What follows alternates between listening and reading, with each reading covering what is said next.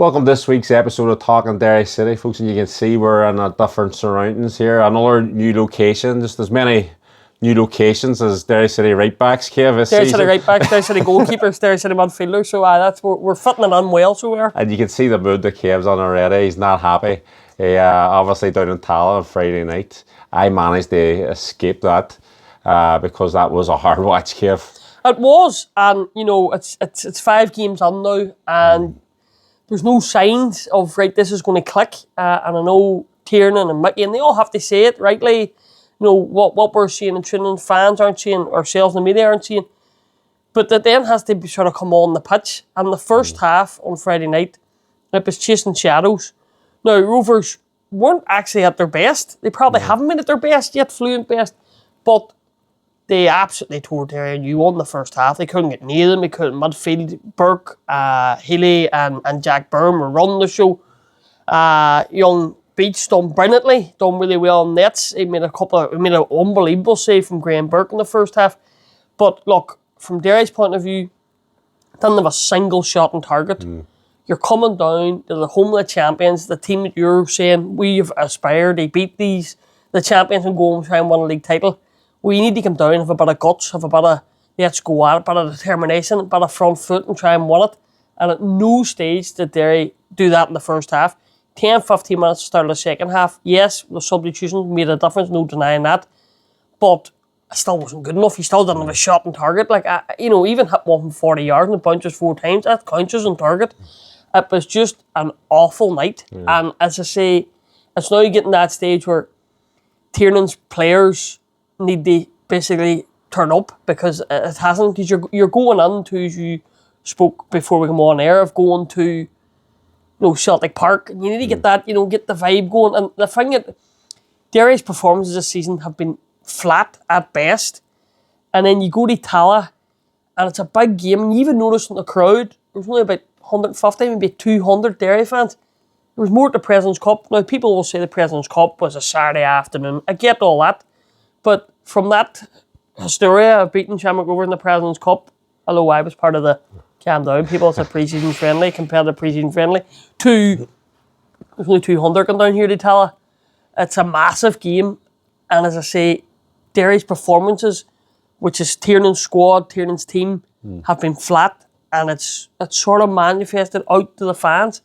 They're very disillusioned with how things are going, and they're not coming out to support the team. There's no two ways about it. That was shown on Friday night. Aye, that's the worry, isn't it? Like, you've got to keep them on side. If they're starting to turn, and you can hear it in the crowd when you're there at the Brandywell or the away games, and you just meeting people on the streets and everybody that's talking about Derry City. It's not good at the minute. The mood's not good. Now, you think the manner of turning it around against Waterford, you might have got a few more coming on the back of that. Down they make the trip down to Tallaght, but I think it's just not a great feeling around, not a great environment at the minute, and a lot of questions and legitimate questions that the fans are asking about team selection and everything else. Now, you're going down to Tallaght, there was a wee bit of a relief, I think. I've got off players, maybe even the manager, that they're getting away from the Brandywell and not just that cauldron of pressure that's there.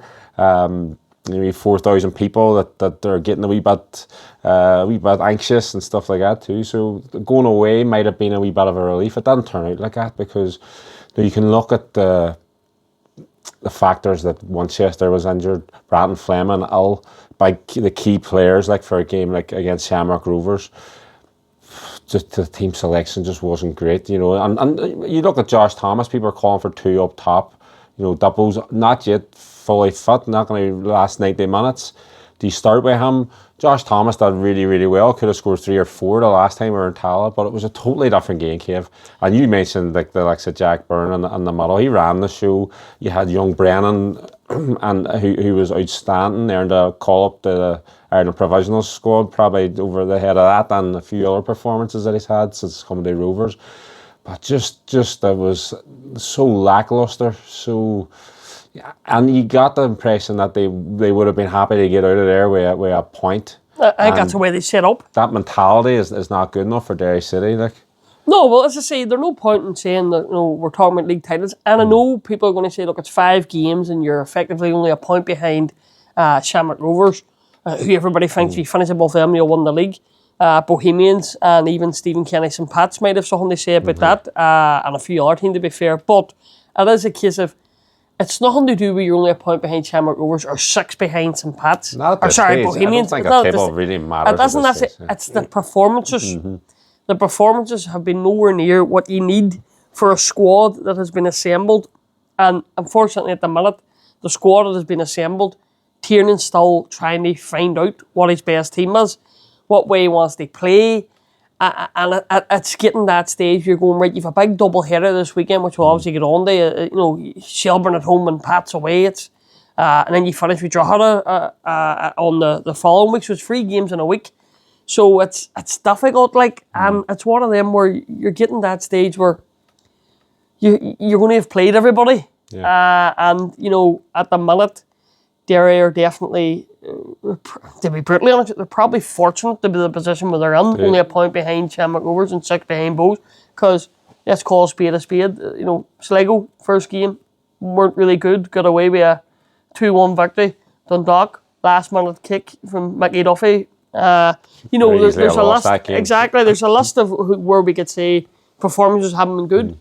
And I was just chatting to you before, and I think Derry's best performance this season is ironically when they lost the Bows. I'd have to agree with that. They were very good first half, and but at least you've seen something. There's been very little green shoots over the 5 games, and no matter what you say, they get the 12 new signings. And this is like we were talking. You mentioned there. This is Tiernan Lynch's squad now. This is like truly. There's no transitional period here. The only transitional period is bedding players in, but that's all on the manager bringing them in. It's that it need that sort of overhaul of a squad. I don't think it did. And I mean, you look at the problem has been right back, and we keep harping on this every week. But you've got a boy like Ronan Boyce that we let go on. It just seems to me that's a total head scratcher. Where there's a guy could have went down to Tallaght, been Tallaght loads of times and held his own, done really well. That's a guy could be on that squad there. Instead of you're farting about, you're not sure who's going to be on there. You've got Cotter who's come over. He's obviously not match fit yet. He's getting a wee bit found out in terms of fitness. There's no doubt he's a quality player. You can see signs of that as well, but. And then obviously Connor Barr coming on at that stage of the game. Rovers are just turning the screw. As we mentioned, Brennan down that left side was just running riot, and that's where the penalty comes from. Now it was a bit clumsy on the TV watching it. It just seemed that he just got beyond him, and it's sort of coming together of legs. But it's just I felt for Connor Barr for his first involvement, and that's it. Maybe he has to sit and wait for another couple of weeks before he gets back in. Who knows? And it was just an unfortunate turn of events that in terms of that right back position which we keep. Well, the problem with the right back issue that I certainly have, and I know a lot of fans has, Tiernan Lynch effectively made a decision last June, July, whenever Ronan Boyce was missing for a number of weeks. Yeah. Some of them were injured, but some were there Tiernan's decision to make it. Sam Ford went out of the squad at the same time. Yeah. Obviously he brought in Brandon Fleming and changed things. But look, I have no qualms with managers making decisions. 100%. They see them every day. They either fancy a player, they don't fancy a player. But where my problems lie is if you don't fancy a player, which he obviously didn't with Ronan Boyce. Yeah. And I do know, yes, Derry did offer him a contract. He turned it down, went to St. Pat's. I get all that. But you knew effectively last July or August that you didn't really fancy him. Can I just say, maybe you know a wee bit more than me in terms of that contract that was offered. From what I understand, it was very, very late in the day, and it was the wheels were already in motion for going to Richmond Park. Oh, it was, and I know Derry had came back a wee bit late, possibly matched it or was just below what St. Pat's had offered. But yeah, look, either way, it didn't happen. They went to St. Pat's. As I say, you knew as a manager, you made that decision last July or August that you thought, Ronan Boyce is not for me. That's no qualms. I have no problem with that. But you don't then get to start the season and still don't have a right back. No. And you go and sign Barry Carter at, as you know and I know and everybody knows, at the second attempt. Because you had him once and it didn't happen. Then you went back and got him again. So, that says it all, like, you know what I mean? It's about desperation stakes at that stage, like, and that's not what you want coming on. Now, we do have the likes of Cameron Dummigan coming back, and that's what, players they're looking forward to him coming back because they know what he offers now, whether it's at right back or showing up the midfield, where we obviously, once Chester's out for a while, it'd be perfect on there. If it's on beside James, which everybody's still getting on their high horse about in terms of James, he's still getting used to that position. Yeah, I seen obviously Mikey Duffy out defending him and stuff like that. He's the scapegoat because of his high profile nature. Obviously, it hasn't been good on there. We have to call spade a spade. It hasn't worked at the minute. But I think Cameron Dummigan can come back and can give you that wee bit of solidity at that right back position or in the centre mid, and we still just clinging on to bits of hope and players coming back and players hitting form, getting the right team together. We're time is of the essence here now, because you can't afford to fall further behind, especially when you mentioned Pat's starting to pick up a bit of form and performances are decent.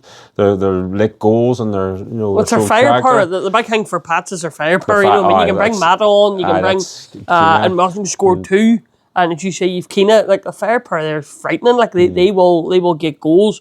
They will also concede goals, which they're doing, as Shelburne found out. And then Bowes, obviously. Well, they're not conceding goals, and now they've got the joint top scorer early doors, but Collie Williams got 4, and they're not conceding any. You know what I mean? That they are in, like, so. Yeah, we've got Shelburne as well too, and we'll talk more about them in depth, like, but they're showing signs. I know they've been unlucky in the past game, and obviously they were 2 up against Rovers. I watched that last night. So, first 15 minutes, they blew Rovers away, and then had a chance to make it 3-0, didn't take it. But Harry Wood, he's got 4 goals as well too, and it's just all these teams, you don't want them to get they sort of click on the form before we even know what team we've got. That's the problem at the minute, you know what I mean? I know Tiernan and the squad, right, so they're going to batten down the hatches and just keep going and hope, as you say, it's that hoping and clinging on to the coattails of Bowes and some Pats and Rovers and keep going. And then once either A, finds his best starting 11 or B, the best starting 11 clicks on the gear and they start, more importantly, get clean sheets. Obviously, Brian Maher, come back on there, massive player the last number of years. So yes, there is circumstances of why Derry aren't playing well, but there's also the circumstances of you still have a decent enough squad to be playing well, should be playing better, should be getting more points. And when I say more points, I mean the games where they haven't performed at all. Your Dundalks, and you get your let go by Mickey.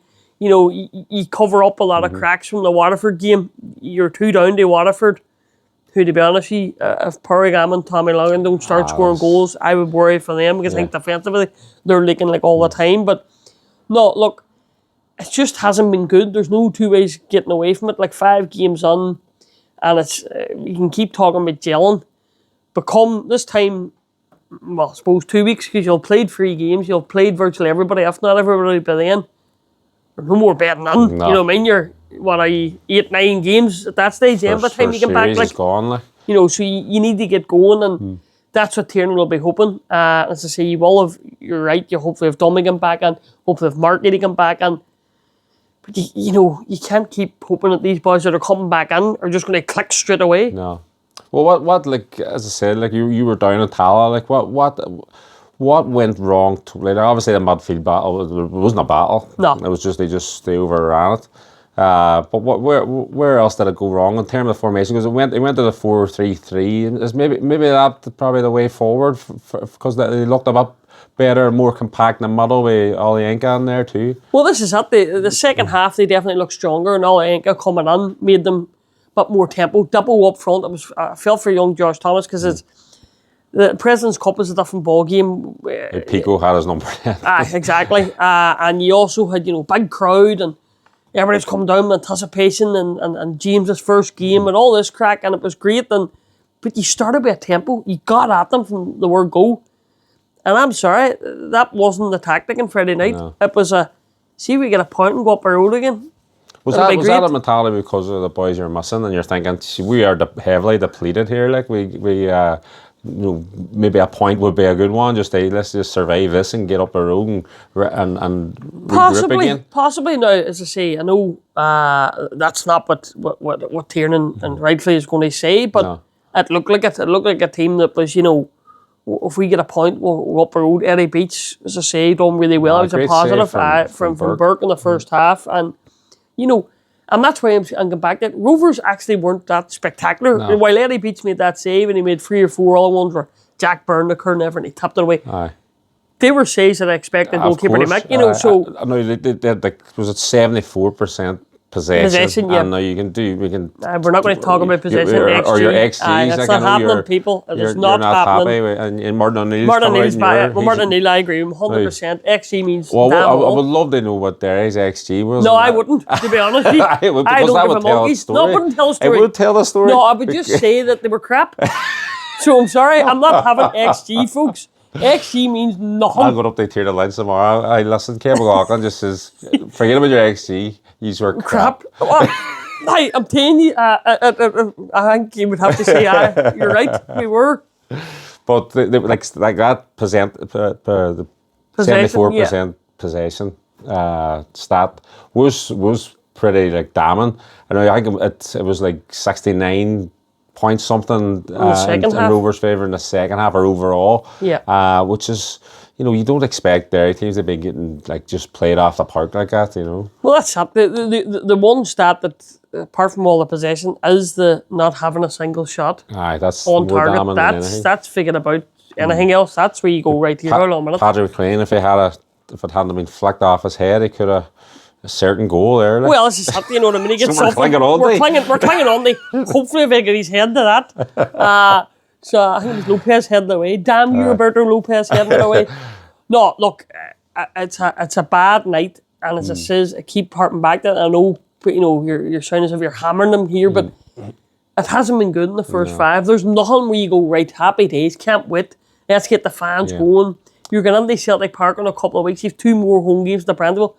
Your first game is against Shamrock Rovers at Celtic Park. Now, I know you have 4 away games before you do that, but you need something. You need, you want this historic game at Celtic Park and all this, and everybody to be there. No doubt, it hasn't been says anything, but no doubt Virgin will be doing it live. Yeah. So you need to, Derry needs to put their best foot forward and show how good they are if they're wanting to be challenging. I think regardless, because of the occasion, maybe I'm totally wrong about this, but I think Derry fans, the way they are, they'll want to be part of that game at Celtic Park, be part of history, and hopefully that they're seeing signs at that stage or whatever on. That's why this week coming up now is huge. Yeah. In terms of, and we've seen that with Derry last year when we were, back-to-back ones, and it just puts a whole different slant on things.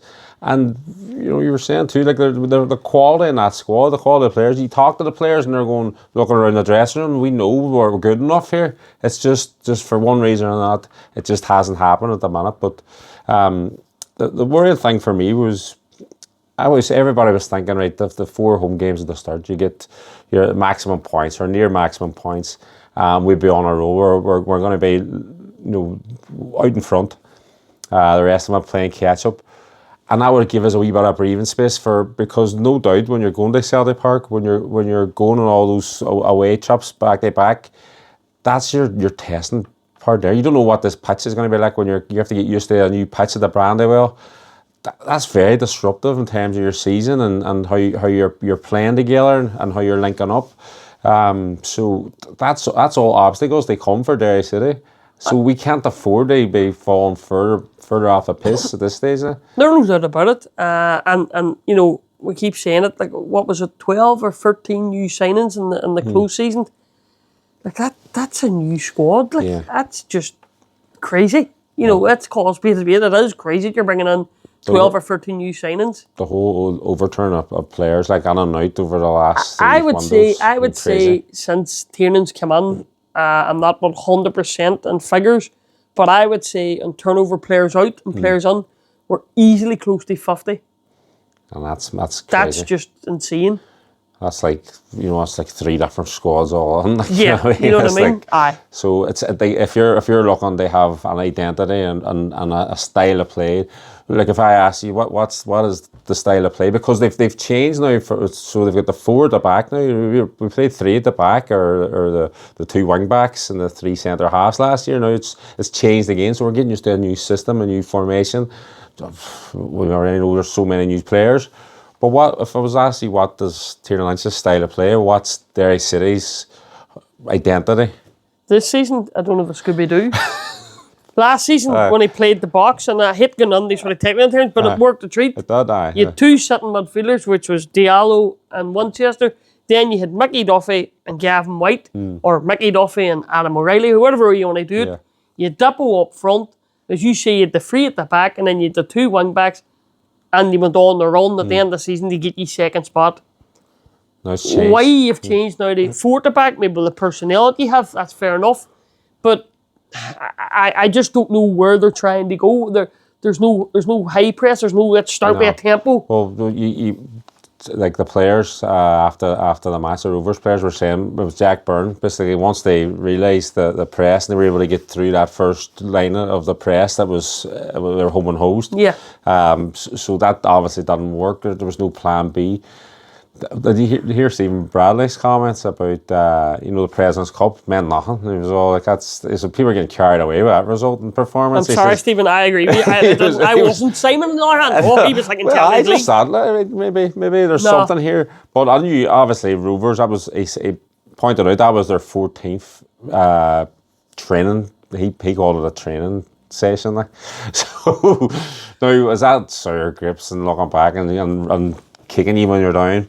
I don't know, or is it just a wee pat in the head ahead and go back up a road, which I keep saying? Felt like that anyway, like, but I was like the Rovers know what they're doing. They're just like they've 5 made titles out of 6 and made wee tweaks here and there. They've brought on like obviously Josh Holohan was going. They brought on young Brennan, managed to convince him from going to the championship, which was tied up and everything over there for club, and he made the decision they continue his development at Shamrock Rovers, and it hasn't worked out too badly for him. No, I think it's 6 teenagers too. He's only 18, He's obviously stuck with the 6 teenagers again. You have McGovern now. He's getting more experience, signed from Dungannon last year. He's still got the backbone. He's still got a spine of Lopez. Your Burke, Healy, Dylan Watts comes off the bench. You then have up front, you have young Noonan or McGovern. You have Aaron Green come on there the other night started. You have Gaffney. No, they still have that spine. They have McGinty. So while he's bringing 6 teenagers, they're not in the spine. They're sort of out and around it. And the spine is still there. And they're also telling them they're learning from Lopez and Jack Byrne and Graham Burke. Jack Byrne said he's got his buzz back. Yeah. And the wee mojo, and he's ready to go again. Like so. Sure, even the way he was able to flip that for the Shelburne match, and those 3 or 4 boys coming on at the one time and the 60, 70 minute mark. And that's what you can do. But that's years. Don't get me wrong. Stephen Bradley's been there years. He's matched all night, made him the longest serving manager in Shamrock Rovers history. But it just tells you, yes, you can be there years, but you can't have 15, 20 signings every window, and that's what there is doing. You're just banking on everything clicking together, and in the right time and together at the same time. It doesn't work like that. They're still learning as they go on, and that's the worrying thing. As we just seems to be drifting away at this stage now. As I say, like I am always the optimist, forever the optimist. But you are. But you like 2 big results over this 4-day period, like, and that can turn it on its head. We could be on here previewing the Drogheda game with a completely different ball game. Exactly. Now, for me, if we'll look at predictions towards the end of the podcast here, but 4 points there, and you'd be rubbing your hands at that, like. Yeah. Especially the way those 2 teams have sort of clicked. Well, that's exactly it. I know, having spoke to Mickey after the game on Friday night, and it was one of them we all knew, and the media-wise, that Mickey had won Player of the Month, and I knew about it on Friday night, but as a man would say, I read the room, And there was no questions in this interview we're going to play now with Mickey. It was just about the game and looking ahead to next week. The Shelburne match, we did not discuss the Player of the Month award. So here's Mickey after the game Friday night. Michael, obviously bitterly disappointing to say the least. Aye, big time. Just not good enough from us tonight. The way we started the game, that first half performance is just it's miles off it really from us. We weren't getting after them on the ball, weren't good enough. Second half we picked it up a wee bit and started to get after them a bit and broke a few times, but overall, we didn't deserve to come out with anything there, to be fair tonight. It's just one of them again where, particularly in the first half, you just didn't seem to get going. And I know you've talked about this before, but it's a recurring theme. It is, it's something we really need to fix. Hasn't been good enough to start a season for us with starting games. And the night that full first half was just, as I said, just wasn't good enough from us. We didn't get after them. We just let them dilly-dally about in the ball. They're good players. We're getting 5-6 touches and playing the ball where they wanted, and it just wasn't good enough from us. We didn't get together and sort it out, but we need to just go over it on Monday and we need to fix it for next week. And obviously young Connor coming on, it's his first start and coming off the bench, his first game this season. It's disappointing that he gives away the penalty, but it was just one of them things. It's disappointing for him, and look, he's disappointed in there, but there's nothing he can do. He actually tripped himself, so it's just one of them things, you know what I mean? It's unfortunate for him, because Barzo's a brilliant player and he works hard every day and stuff, but look, the boys will get behind him in there, you know what I mean? It's his first start this season and he's done that, but it happens in football, but we'll look after him in there. And as a case now, we're we double header next week now, 2 big games back to back, but I suppose after defeat that's just one of them you have to bounce back as such. Aye, we have to bounce back. It's a massive week for us. We'll go on Monday and we'll go over that game, and there's a lot of things to fix from that. And as you said, we really need to come out and start. We need to start games a lot better. We need to play a lot better now. We need to be braver. So there's a lot of things we need to fix for next week. And it is a case, it's only 5 games in, but yourself, you've been in title winning teams yourself. 2 defeats this early on. It's an uphill task even this early. It's disappointing. Look, there's plenty of games to go, but we have a lot of things we need to fix quick. And that just wasn't good enough from us tonight. We came down the President's Cup game and we got after them and we were a lot braver, and we just didn't do that tonight, and it was a big game for us, so we're disappointed in there, but look, we know how important next week is. We have 3 games in a week, so we'll be trying to bounce back next Friday. So there you are, Simon. As I Why say, didn't you ask him about it? Hello, Player of the Month. Mickey, congratulations. You won't Player of the Month. Kevin, you having a laugh? We just were, just shadows there for 45 minutes. It wasn't in celebratory mood, No. Just put it like that. No, that's exactly it. And, he was honest in his assessment. Look, it wasn't good enough. It was nowhere near what they need to be and where they need to be at. And look, yourself, you deal with Mickey all the time. Anybody deals with him, not just the media, but with fans. He's an honest lad, and he's hurting. He's hurting with them results and them performances. And he was hurting on Friday night. There are no 2 ways about it. He wasn't on the game at all either. Towards the end when they were kind of chasing, he was getting more of it. And I know again, Stephen Bradley was very he had basically said they had a game plan for him as well too. I don't think they really needed it, because they were just let down everywhere else in the park as well too. But it just wasn't that. And he says to himself, he hasn't had the top form. He's won Player of the Month for February because of his assists and his goals and that performance against Waterford. Yeah. Just a lone one on that, which was sensational. But we can't be afford to just be piggybacking on Mickey Duffy either. We did a lot. He saved us. His back's worse than mine. You know what I mean? That tells you it all, folks. The man's back is in butts after last season and this season again. Well, we can't be relied on for that. We'll say all about your back, Kev.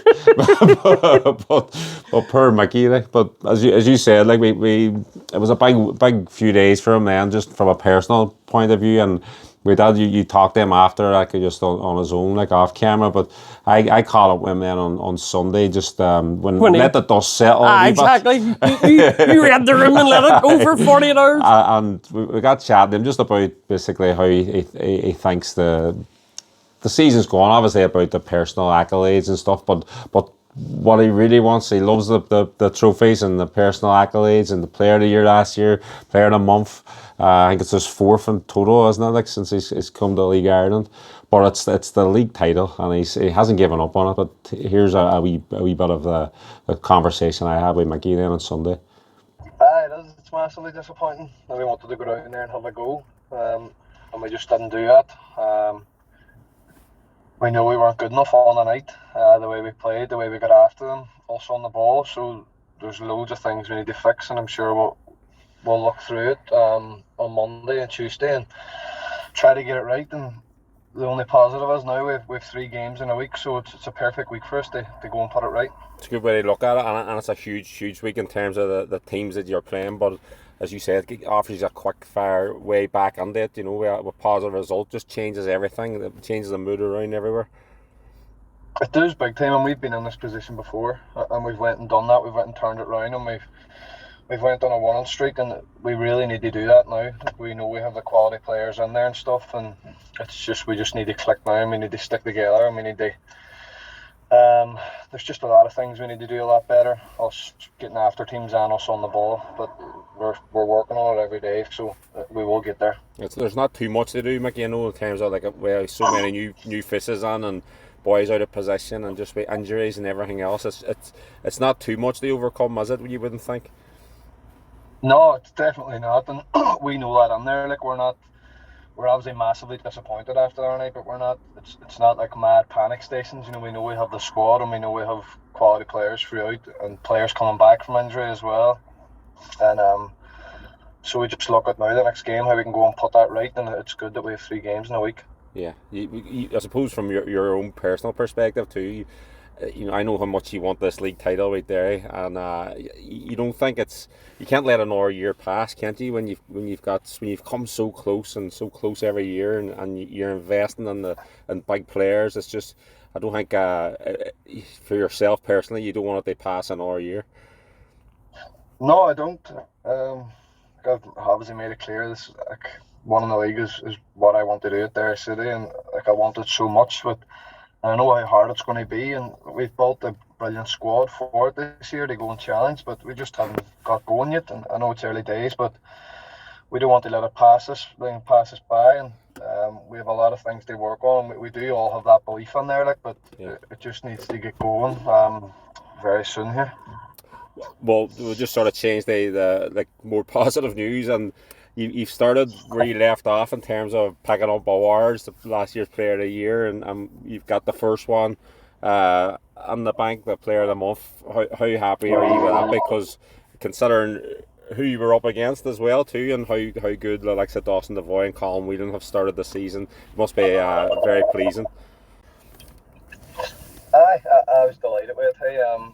I think overall I had an okay month. Just obviously the Waterford game was right at the end of the month, and that helped me out. I know I had a good game there and made a big impact. But once I seen the names, I wasn't too sure I was going to win it. You know what I mean? I know goals were flying, and the 2 boys had brilliant months. But it's obviously great that I've won the award, and I'm happy with that.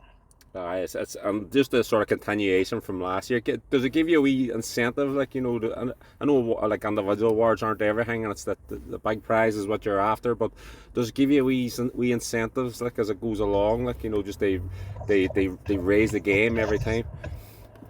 It does. Like obviously, I know if I can try to stay up to that standard all the time, like be up for them individual award, but obviously Derry being a good place, and we'd be doing well, and I think every player sort of needs to look towards that. Like I just try to give everything, and I want to be obviously chipping on my goals and assists every single game, and then if individual awards come like that, it's brilliant. But I know that us and the team will be doing okay. You know, if players from us are up for them awards. Good start, you know, getting off the 4 already, but even at that, like, I know I've had an okay month and stuff, but my performances in my head, I can still be a lot better, and I'm sure everyone on the team is thinking the same.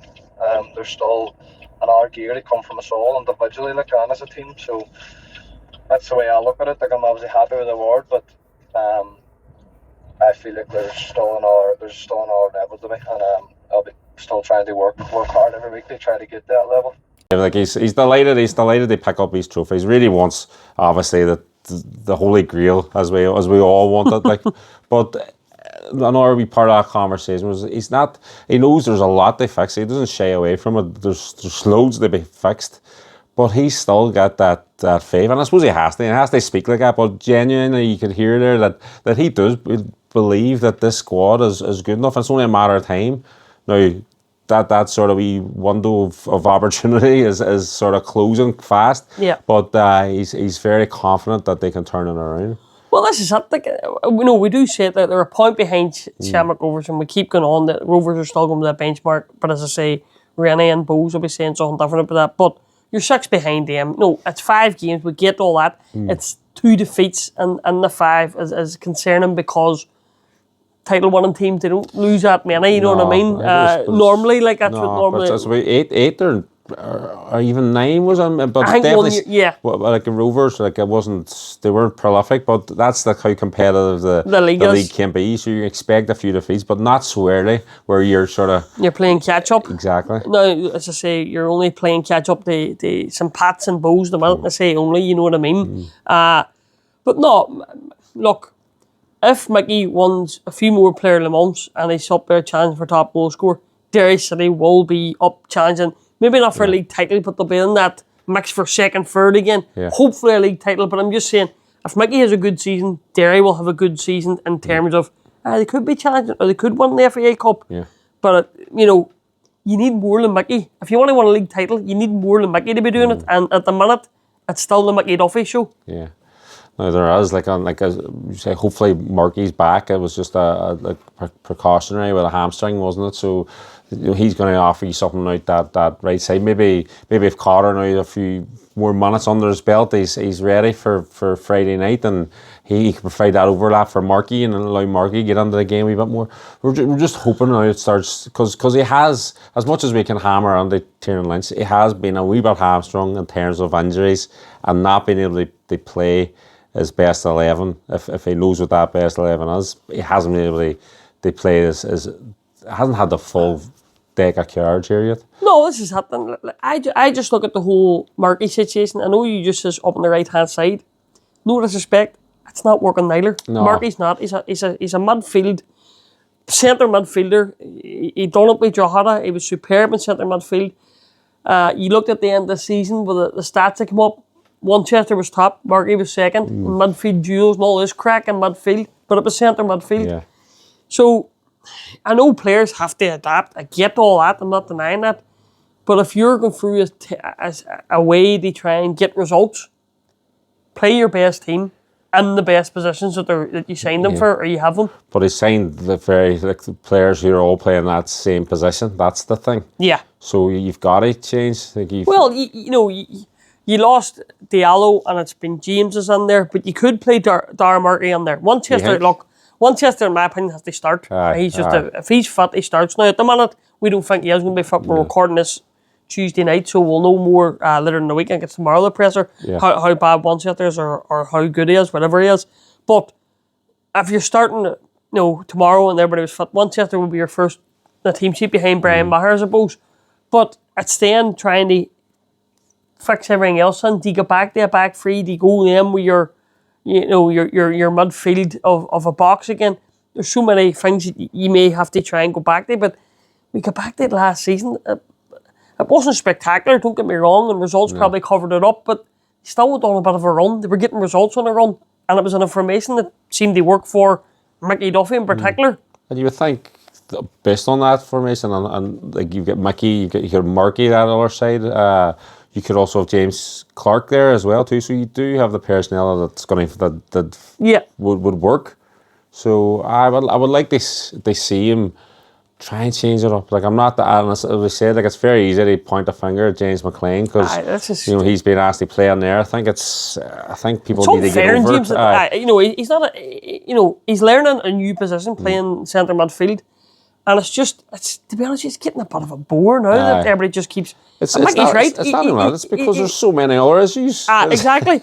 Mickey's right. He's been made the scapegoat, but and you're right. There's so many more issues, and they're conceding goals, and I haven't kept a clean sheet. No, all this you sort of have to look at that. It's not just because James McLean's playing centre midfield. No, there's definitely a lot going wrong now.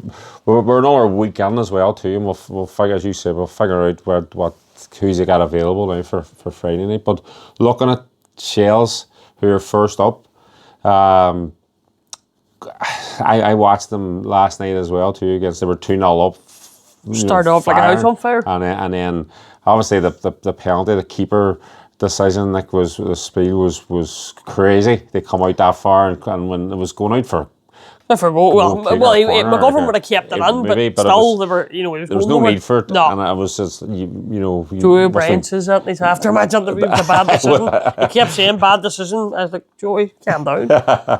So it wasn't like they finished the match strongly as well too. Probably had the best chance. John Martin had the hair at the back post. It was probably the best chance in the second half, while Rovers are going to have the most possession and most games. The only game where I've seen highlights again, the only game I've seen where they didn't was against Bows, and Bows battered them. Yeah. But it finished 3-2 and people think, oh, maybe it was tight. No, it wasn't. No, Bows battered them. That's it.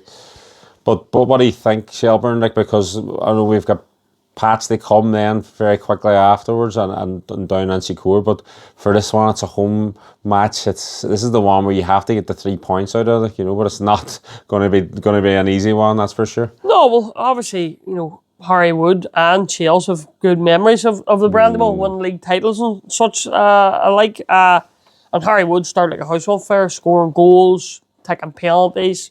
John Martin's done well too. He's scoring goals for them. You can bring on Sean Boyd. Now, defensively, that's what their problem is. Obviously, they lost Paddy Barrett. They lost Sean Casey. Casey was signed from Cliftonville and was a big player for them earlier on. Now, it's only a couple of games on. We know that, but by all accounts, he was doing really well, and he's picked up this injury. It looks to be long term. He's going to be out. Yeah. So, again, midfield is going to be where it's won and lost. McElroy's in there. McElroy's and Lunny's in there. They have tasty too, but at some stage, Derry's midfield have to win a game, and that's where you need them now.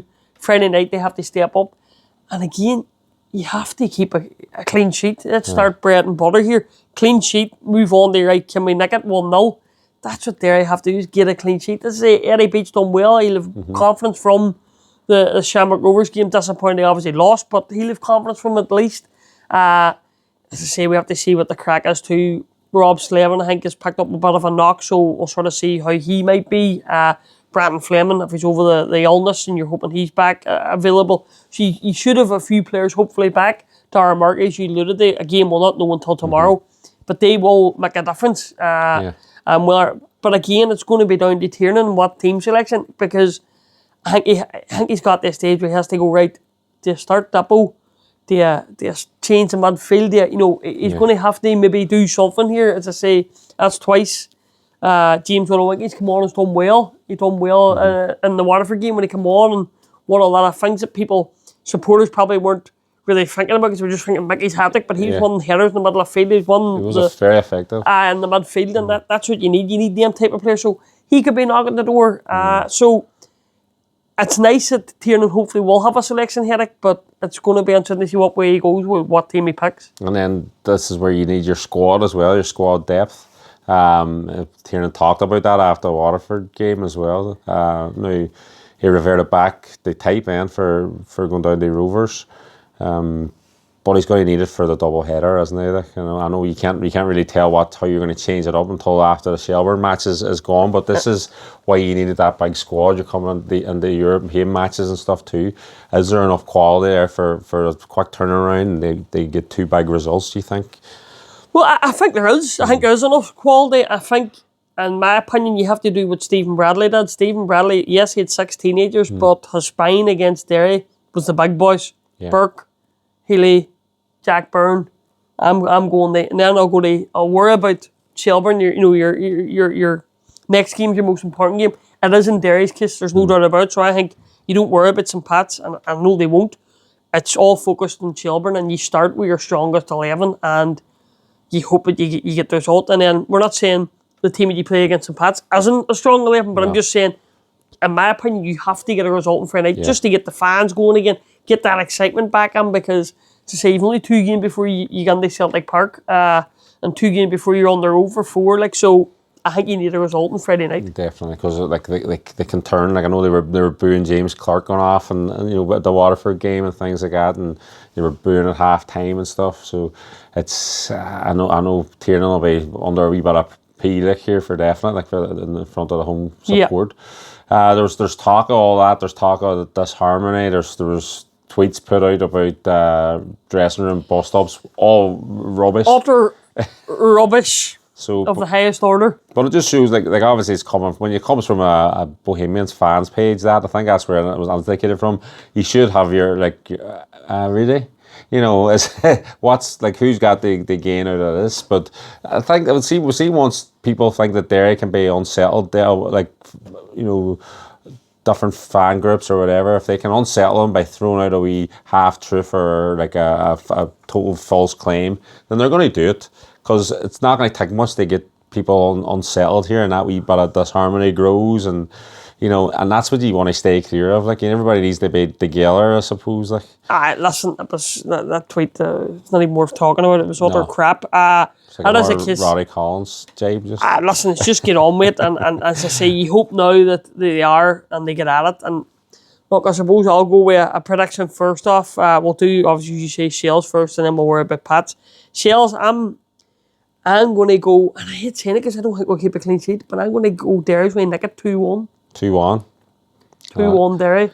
I think Harry Wood, to be fair, is scoring goals, John Martin, and I just don't know if we'll keep a clean sheet, so I'm going to go 2-1 Derry, because it's not a must one, but it's a must one in this weekend, in my opinion.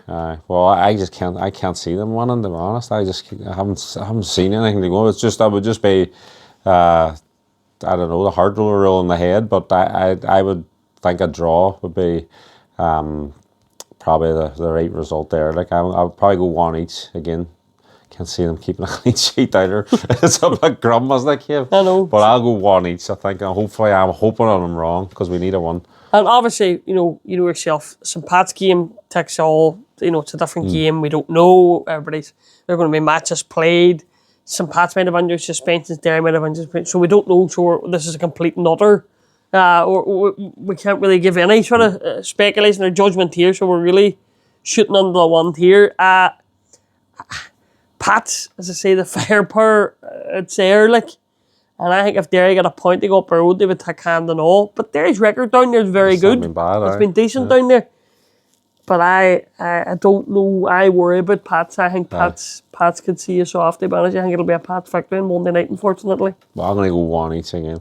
2-1 each. Unbelievable. We're breaking news, folks. Simon has got we moved to a new place, but he's still on the same fence. Actually, I think I'm sitting on a fence. That's right, exactly. Sitting on the same fence as Simon Collins. Breaking news there. But no, well, look, folks, that's us for this week. Hopefully, as I say, no doubt we'll be somewhere different. Could be in the jungle, for all I know at this stage. Join us next week. Hopefully, a lot more happier, a lot more bright than it's after 2 victories.